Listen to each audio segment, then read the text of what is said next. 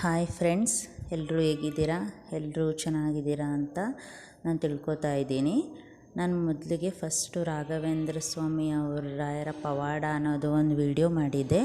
ಆ ವಿಡಿಯೋ ತುಂಬ ಚೆನ್ನಾಗಿ ಬಂತು, ತುಂಬ ಚೆನ್ನಾಗಿ ವ್ಯೂಸ್ ಬಂತು. ನಂಗೆ ತುಂಬ ಖುಷಿಯಾಯಿತು, ಏಕೆಂದರೆ ಅದು ನನ್ನ ಮೊದಲನೇ ವಿಡಿಯೋ ಆಗಿರೋದ್ರಿಂದ ನಂಗೆ ತುಂಬ ಖುಷಿಯಾಯಿತು. ಹಾಗೆ ನಾನು ಇದು ಎರಡನೇ ವಿಡಿಯೋ ಫ್ರೆಂಡ್ಸ್. ಈ ಎರಡನೇ ವಿಡಿಯೋದಲ್ಲಿ ರಾಘವೇಂದ್ರ ಸ್ವಾಮಿಯವರ ಒಂದು ಪವರ್ಫುಲ್ ಶ್ಲೋಕವನ್ನು ನಾನು ಹೇಳ್ಕೊಡ್ತಾ ಇದ್ದೀನಿ. ಬನ್ನಿ ಹಾಗಾದರೆ ಆ ಶ್ಲೋಕ ಯಾವುದು ಅಂತ ತಿಳ್ಕೊಳ್ಳೋಣ. ಫ್ರೆಂಡ್ಸ್, ಈ ಶ್ಲೋಕನ ದಿನಕ್ಕೆ 27 ಸಲನಾದರೂ ಹೇಳ್ಬೋದು, 21 ಸಲನಾದರೂ ಹೇಳ್ಬೋದು, 108 ಬಾರಿ ಆದರೂ ಹೇಳ್ಬೋದು, ಅಥವಾ 9 ಬಾರಿ ಆದರೂ ಹೇಳ್ಬೋದು. ನಿಮ್ಮ ಅನುಕೂಲಕ್ಕೆ ತಕ್ಕ ಹಾಗೆ ಎಷ್ಟು ಬಾರಿ ಆದರೂ ಹೇಳ್ಬೋದು, ಅಥವಾ ಯಾವುದೇ ಸಮಯದಲ್ಲಾದರೂ ಸಹ ಹೇಳ್ಬೋದು. ಬನ್ನಿ ಫ್ರೆಂಡ್ಸ್, ಹಾಗಾದರೆ ಆ ಶ್ಲೋಕ ಯಾವುದು ಅಂತ ತಿಳ್ಕೊಳ್ಳೋಣ. ಇದು ಶ್ರೀ ರಾಘವೇಂದ್ರ ಸ್ವಾಮಿಯವರ ಒಂದು ಶ್ಲೋಕವಾಗಿದೆ. ಈ ಶ್ಲೋಕ ಹೀಗಿದೆ ಫ್ರೆಂಡ್ಸ್. ಆಪದಾಮಪಹಾರ್ತರಂ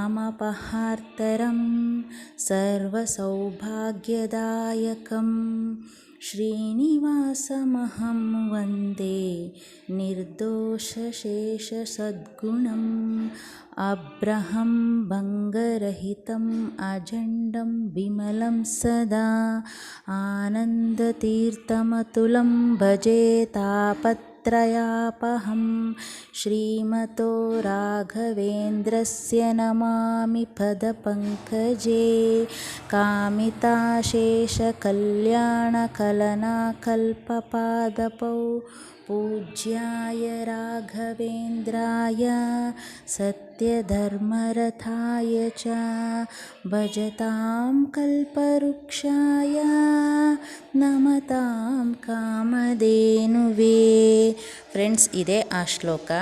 ಈ ಶ್ಲೋಕನ ನಾವು ಗುರುವಾರದ ದಿನನಾದರೂ ಹೇಳ್ಬೋದು, ಅಥವಾ ವಾರದ ಯಾವುದೇ ದಿನನಾದರೂ ಯಾವುದೇ ಸಮಯಕ್ಕಾದರೂ ಸಹ ಎಷ್ಟೇ ಬಾರಿ ಆದರೂ ಹೇಳ್ಬೋದು. ಇದು ಮನುಷ್ಯರ ಜೀವನದ ಹಲವಾರು ತಾಪತ್ರಯಗಳನ್ನು ತೊಡೆದು ಹಾಕಿ ಸುಖ ಸಂಪತ್ತನ್ನು ಸಮೃದ್ಧಿಯಾಗಿ ನೀಡುವಂತಹ ಶ್ಲೋಕ ಫ್ರೆಂಡ್ಸ್.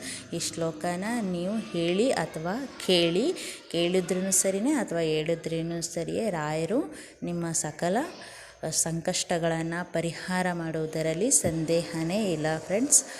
ಒಮ್ಮೆ ಈ ಶ್ಲೋಕನ ಕೇಳಿ ಅಥವಾ ಹೇಳಿ ನೋಡಿ, ಅದರ ರಿಸಲ್ಟು ನೀವೇ ಹೇಳ್ತೀರಾ. ಆ ರಿಸಲ್ಟ್ ಬಂದಮೇಲೆ ಪ್ಲೀಸ್ ಕಮೆಂಟ್ಸ್ ಮಾಡಿ ನಮಗೆ ಹೇಳಿ ಫ್ರೆಂಡ್ಸ್. ಈ ಶ್ಲೋಕ ನಿಮ್ಗೆ ಇಷ್ಟ ಆದರೆ ಲೈಕ್ ಮಾಡಿ, ಶೇರ್ ಮಾಡಿ ಹಾಗೂ ಕಮೆಂಟ್ಸ್ ಮಾಡಿ ಫ್ರೆಂಡ್ಸ್. ಹೀಗೆ ನಾವು ಹೊಸ ಯೂಟ್ಯೂಬರ್ಸ್ ಆಗಿರೋದ್ರಿಂದ ಏನಾದರೂ ತಪ್ಪಿದ್ದರೆ ದಯವಿಟ್ಟು ಇನ್ಫಾರ್ಮೇಷನ್ ಮಾಡಿ ನಾವು ತಿದ್ಕೋತೀವಿ. ಹಾಗೆ ನಮ್ಮ ಚಾನಲ್ನ ಸಬ್ಸ್ಕ್ರೈಬ್ ಆಗೋದನ್ನು ಪ್ಲೀಸ್ ಮರಿಬೇಡಿ. ಪ್ಲೀಸ್ ಸಬ್ಸ್ಕ್ರೈಬ್ ಆಗಿ, ಲೈಕ್ ಮಾಡಿ ಮತ್ತು ಶೇರ್ ಮಾಡಿ. ಪ್ಲೀಸ್ ಬೇಗ ಸಬ್ಸ್ಕ್ರೈಬ್ ಆಗಿ ಅಷ್ಟೇ. Thank you friends.